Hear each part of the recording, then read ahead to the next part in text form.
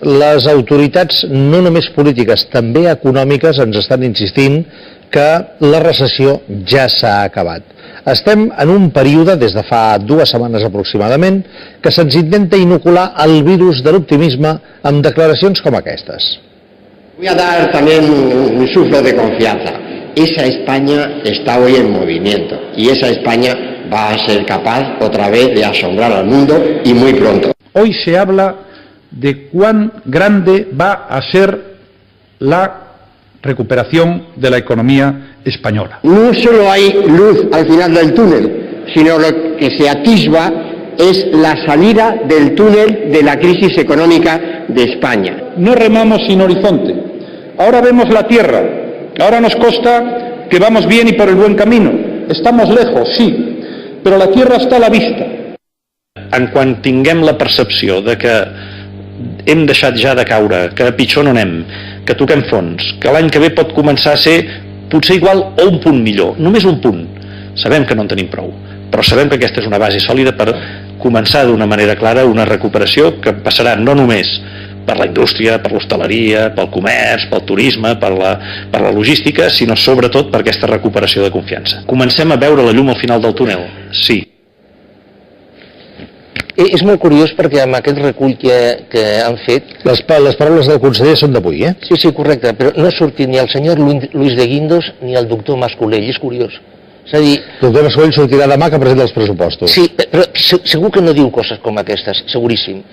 A veure, jo el que m'agradaria preguntar al senyor Rajoy o al senyor Montoro és si això que diuen s'ho creuen o és part d'un guió. Per què ho dic això? A veure, si vostè analitza les xifres, si vostè analitza els números, si vostè analitza la realitat, és molt curiós perquè amb els mateixos números que fa uns dies donava al govern un missatge, ara, amb els mateixos números, està donant un altre totalment diferent. Per exemple, aquí en aquest quadre tenim per al 2014, 15 i 16, el que va dir el govern del Regne d'Espanya a l'abril del 2012, a l'abril del 2013 i fa 4 dies, a l'octubre del 2013, quan va presentar els pressupostos. Dèficit del 2014, menys 5,8, 2015, menys 4,2, 2016, 2,8, que el Fons Monetari Internacional rebat, evidentment, i diu que això no serà veritat. Amb aquests números es pot ser optimista? Es pot ser optimista? Per favor. Per favor. Perquè, clar, això és fruit de què? Del que ve ara, del creixement. Quin creixement de quin creixement estem parlant? D'un 0,7% per al 2014, d'1,3% per al 2015, d'1,7% per al 2016, que, evidentment, el Fons Monetari Internacional rebaixa. És a dir, amb aquest creixement no arriba ni per pagar els interessos del deute. Però admetrem que sempre és millor créixer, encara que sigui poc, que no pas no créixer, no? Evidentment, però... Per tant, depèn de quin punt ens ho mirem. A veure, aquests números són uns números de misèria, de veritat, uns números de misèria, que no corresponen ni de lluny amb el missatge que està donant els polítics, ni de lluny. Clar que seria molt pitjor que el creixement fos el menys 5%, menys 6%, evidentment, clar que sí. Però aquests números són per no arribar enlloc. I torno a dir, aquests números són números del govern. Bé, de tota manera surten també els responsables d'entitats bancàries o dels gabinets d'estudis i també diuen que detecten la fi de la recessió. A veure, això suposo que ho diu per les paraules que va dir el senyor Emilio Botín quan va dir que Espanya estava arribant... O de les empreses com les que va dir el president de Telefònica, per exemple, el senyor Alierta, també. Sí, però és molt curiós perquè el senyor Alierta també va dir alguna cosa semblant fa 2 anys i ja vam veure què va passar, no? O sigui que vostè, el senyor Alierta, des d'aquest punt de vista de pronòstic econòmic, li dona credibilitat zero. És que no és el senyor Alierta, és el club aquell que no me'n recordo com es diu. Aquesta gent formen un grup, un think tank, que no recordo el nom, que es dediquen a fer projeccions i previsions, però que jo veig més que res un recolzament del govern. És a dir, una mena com d'eco del que diu el govern. A veure, ni el govern ni a les empreses, grans empreses, perquè les grans empreses encara tenen crèdit, ni el govern, ni els bancs, ni a les empreses els interessa que hi hagi una percepció dins de la ciutadania de que les coses no van. No els interessa, per diverses raons. Primer, i això ja ho hem parlat en aquest programa, perquè s'ha d'arribar amb calma al novembre del 2014, que serà quan el Banc Central Europeu i l'Autoritat Bancària Europea publiqui els stress tests i les auditories de la banca. Segon, Ens falta un any, Sí, un any. Això m'està dient que tindrem missatges d'optimisme durant un any. No m'estranyaria que d'aquí a uns mesos tornéssim a sentir allò que Espanya vuelve a ir bien. No m'estranyaria, no m'estranyaria. Segona cosa, recordem que la banca espanyola té 340.000 milions d'euros de deute públic espanyola. Si a la banca, si a Espanya la percepció que hi ha és de que les coses no van, evidentment això a la banca no li afavoreix. En tercer lloc, es necessita calma a nivell internacional. Per què? Perquè evidentment la prima de risc no ha de pujar, el preu del deute no ha de pujar, perquè si el preu del deute puja, això significa més drenatges de diner del pressupost, i com no creix ha de ser via retallada, i en conseqüència no es podrà incrementar el deute públic, que el tenim aquí. El deute públic d'Espanya està absolutament, com es diu vulgarment, fora de madre, totalment. Xifres del govern, 2014 arribarem al 98,9, 2015 al 101,1 i el 2016 mantenim, que evidentment el Fons Monetari Internacional això posa números pitjors. És a dir, Espanya s'està financiant a base de deute perquè no creix, perquè el creixement és insuficient i com és insuficient ha de recórrer al deute. Deute que evidentment genera interessos. Si us plau la següent diapositiva, de despesa d'interessos. Any 2014, 38.000 milions d'interessos. 2015, 48.700 milions.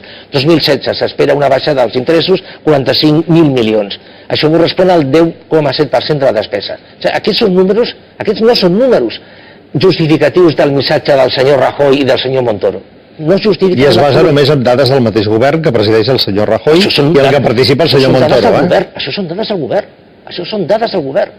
I hem afegit en groc les del Fons Monetari Internacional. Paral·lelament a tot això, la ciutadania, també ho admetia el conseller Puig, encara no percep els motius d'optimisme, no? Trigarem tant com es podria deduir d'això que acaba de dir vostè a percebre-ho? Però què és percebre motius d'optimisme? Que la meva vida sigui una mica... El 2006 és impossible. No, això ja sabem que no. Vull dir que la meva vida hi hagi alguna mena d'alè que permeti respirar amb una mica més de tranquil·litat. No per tornar al passat, no per tornar al 2006, sinó per no estar en el mateix ritme, la mateixa intensitat de patiment del 2012, del 2011, del 2010, del 2009. És a dir, per exemple, que l'atur baixi 5 o 6 punts, per exemple, ara estan al 26, que passi al 20, per exemple, aquí tenim a l'atur. Últimes dades d'Eurostat, les últimes de les últimes. Espanya, 26,5% d'atur. Àustria, 4,9%. La mitjana de la Unió Europea, 17, 12,2%. De la Unió Europea, 26, 11%. És a dir, a l'atur, per exemple, que és una de les coses que més percep la gent, a l'atur està absolutament disparat. Però és que, cuidado, evidentment les xifres d'Espanya i Grècia són absolutament disparatades, però és que parlar d'un 12,2% d'atur mig a la Unió Europea 17, és a dir, als membres de l'euro, és una bestialitat. És a dir... Per tant, m'està dient que en aquest sentit Europa continua arrossegant un greu problema. Per descomptat. I els Estats Units també, és a dir, és aquesta percepció de la gent que vindria per la banda d'una rebaixada de l'atur, per altra banda un increment de la renta mitjana via salaris, una concessió, un accés al crèdit més important. És a dir, això en principi no arribarà a curt termini, perquè no hi ha base, no hi ha creixement, i l'única cosa que podrem continuar obtenint si som bons nens i retallem despesa és més deute. Tot això pel que fa al missatge que ens envien els governs. Ara anem als missatges que ens envia la banca, que ens els envia de dues formes. Una dient que efectivament perceben aquest mateix element d'optimisme que predica el govern, però d'altra a partir dels resultats que ens ha anat presentant pel que fa a l'últim trimestre i que són força millors que no pas els de l'anterior i especialment els de fa un any. Sí, però expliqui-ho tot. No, expliqui vostè, jo només li poso aquí el titular i ara vostè expliqui què és el que hauria d'explicar que no explico. A veure, això són paraules del senyor Marín del Banc de Santander, és a dir, el mateix conseller delegat del Banc de Santander. Presenta els resultats. Els resultats de Santander han millorat. Agafa el Santander perquè és el que es va fer més rebombori amb ell, no? Santander, resultats... Sí, perquè el senyor Botín va dir, com vostè recordava, que aquí els diners venien, però... Per tot, sí, per tot. Cor que vol, cor que desitja. Exactament. És a dir, conseller delegat del Banc de Santander, presenta els resultats. Els resultats han millorat. Per què? Bàsicament perquè hi ha menys provisions de morositat per l'any vinent. Però el mateix, però jo em vaig quedar no amb aquesta xifra, sinó amb l'altra. El Banc de Santander reconeix, el senyor conseller delegat del Banc de Santander reconeix que el Banc de Santander pot acabar l'any amb una morositat del 7%. El Banc de Santander, que sembla ser que és un dels bancs més sants que hi ha. Una morositat del 7% del Santander significa que la mitjana espanyola, comptant el banc dolent, comptant la Sareb, pot acabar l'any perfectament en el 15,5%, però molt fàcil, És a dir, estem davant d'una pel·lícula realment, ja que parla de la banca, no sé si de terror, però des de luego d'intriga sí. Per això el Banc Central Europeu ja ha dit que l'any vinent obrirà l'aixeta de diners per a la banca per dues raons. Primer, perquè puguin tapar forats i, en segon lloc, perquè puguin continuar comprant deute públic. És a dir, hi ha una amalgama de pel·lícules.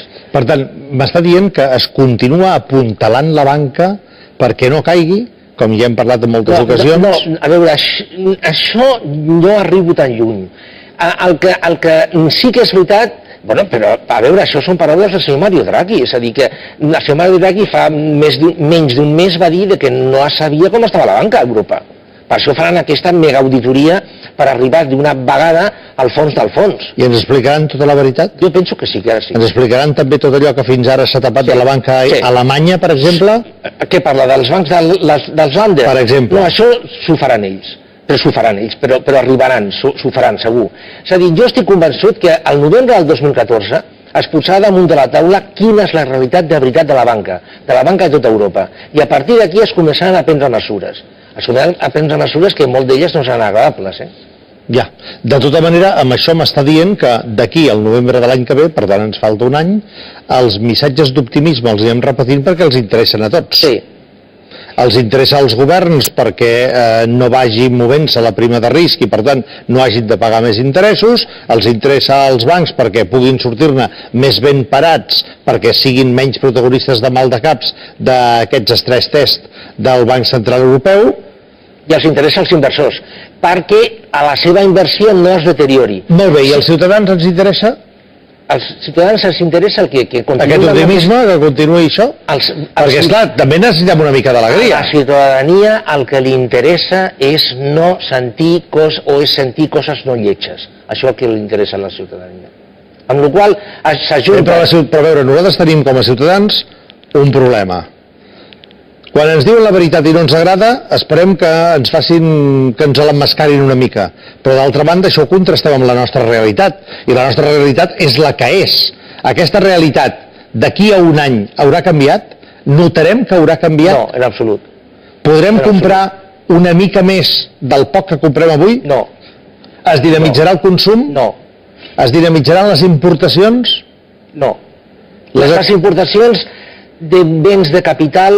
pot ser alguna cosa, pot ser alguna cosa, però les importacions de béns de consum no.